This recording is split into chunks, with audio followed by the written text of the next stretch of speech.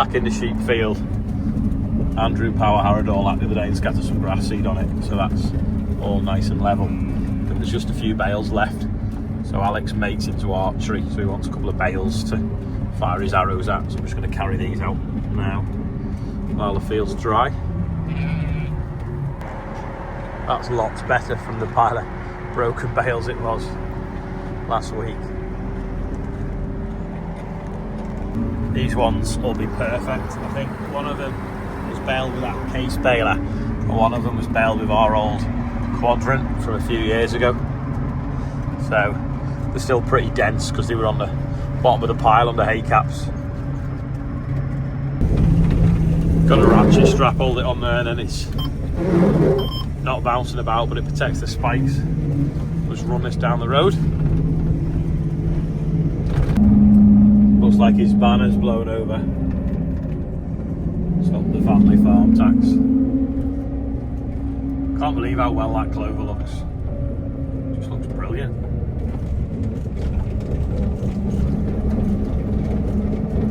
Charlotte's brought James up to see a plough, because we don't have a plough, do we, James, other than the one that's blocking the hedge.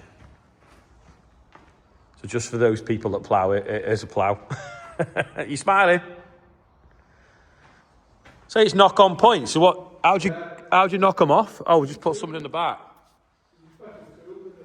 It's been that dry though. It's hard to get it in for his spring work, for his spuds. I'll give you that thing. Just hit it. Oh, it's like a wedge. Knock it there. Yeah, yeah. It's quicker than. Sorry, James. You all right? Quicker than rounding your fingers off. Yeah. McCormick. A mighty McCormick. So go on, how old's the 1640 then? Is that the one that's been here from new? Yeah. In fact, they all have, haven't they? This has been on the farm since 74. 1974. Brand new in 74. What's that now then? 51 years? 51 years, isn't it? No way. Is this the one that's never had a night out? Yeah. There's a quiz question. What's that? Doors for it as well. You got the doors as well? Yeah. Massive spud harvester there.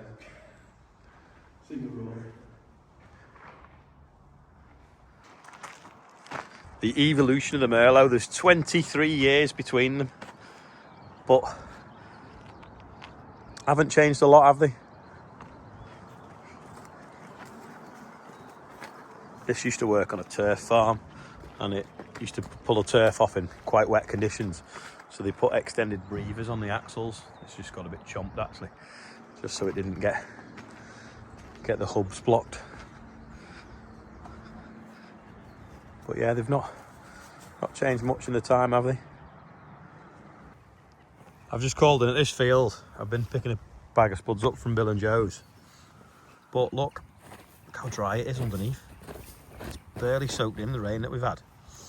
And can you see these little grass weeds here? Well, grass weeds and broadleaf weeds. That interrow hoe would take them out, wouldn't it? See, this field has a bit of resistant ryegrass in it, which is a pain. But yeah, maybe that hoe would be good in here.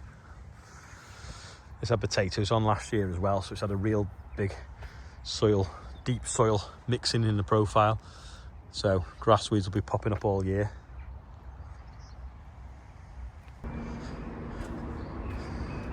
New bucket still looking very, very shiny. Dad's been using the old one now. Old habits die hard, and also I suppose it'll stop him scratching this. It looks absolutely huge, but he says he can fit more in that one. But that's when he spills it all over the yard, whereas this one doesn't spill it all over the yard. But yeah, he's going to take care. We might have to hide that one perhaps, so he uses the one that doesn't spill it. Going to take this gravel up to Wellbrook, but the question is, are these bags going to lift or are they going to rip? Go steady and see if we can get them in a bucket quickly. Right, I've got the bucket now. I'm going to put the bucket as close to the bags as I can, so I'm not going to lift it far to get the stone in.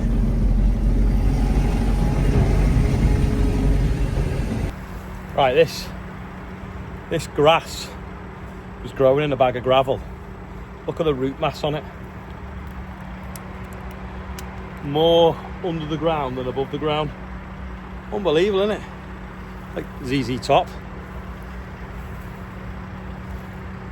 Incredible, isn't it? It's just complete mat. It's growing inside that bag. Now, moment of truth. Already sounds like it's ripping.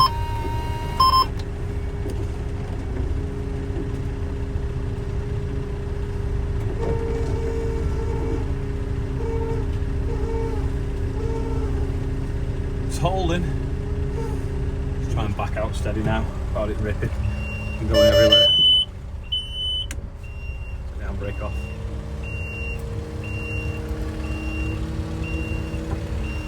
A bit higher. They're alright, these bags, but once they get the light onto them, they just go brittle and rip really, really easily.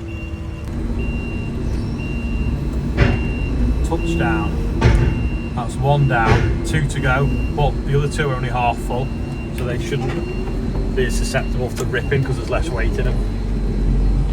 Right, let's see.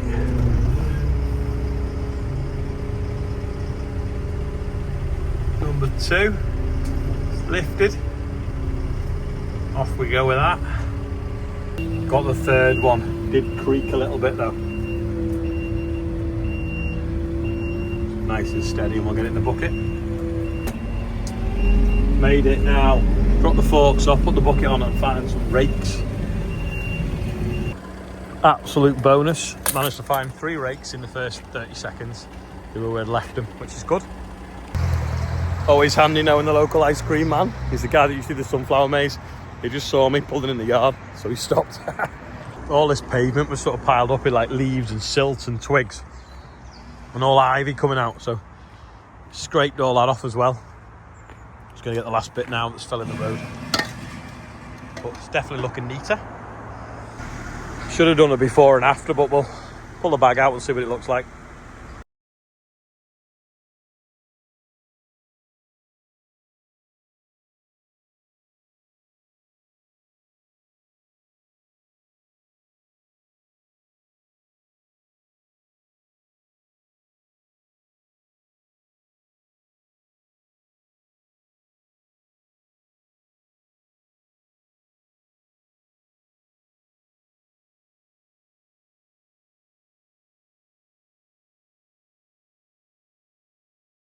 Another ZZ Top. Kind of run out. Need another 2 ton. Need to come up here with the little sprayer and spray it all off because it's got grass growing everywhere now. So yeah, we've done more than half the drive. Just gonna get some planings now for the bit he's done in the middle. Well, the driveway off the road. Ian's selling that if anyone is interested. It's a wagon that's half converted into a motorhome. Possibly could be a horse box, don't know. It's a project for someone. If only that was red hot and set like tarmac straight away.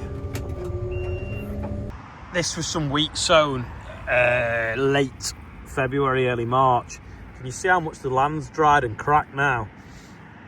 It is nicely in rows, but if we go across a bit where there's been some meadow grass, where you can see where it's died off, it's been meant that when it's been drilled, the ground's been that bit wetter, what we'd call cheesy. It's made a slot and then it's shrunk completely.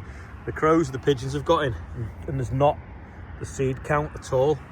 So there's like thin patches you can see as you look down that, and then it gets nice again as it gets over there, which is a bit of a shame.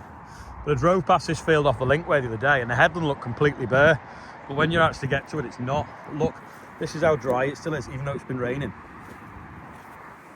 Just dust blowing away. But yeah, if you cast your eye down the headland, looks nothing on it, but when you zoom in, it is all there in green rows. It's just your eye sees the dominant colour. So some nice rainfall and some warm weather. I'd like to think this field will look green all over then, rather than it hiding in the dead meadow grass. There is the odd bit where it's been wet on that brow, but generally it is all there. This one was really wet and we had to wait to get on it and work it, but that's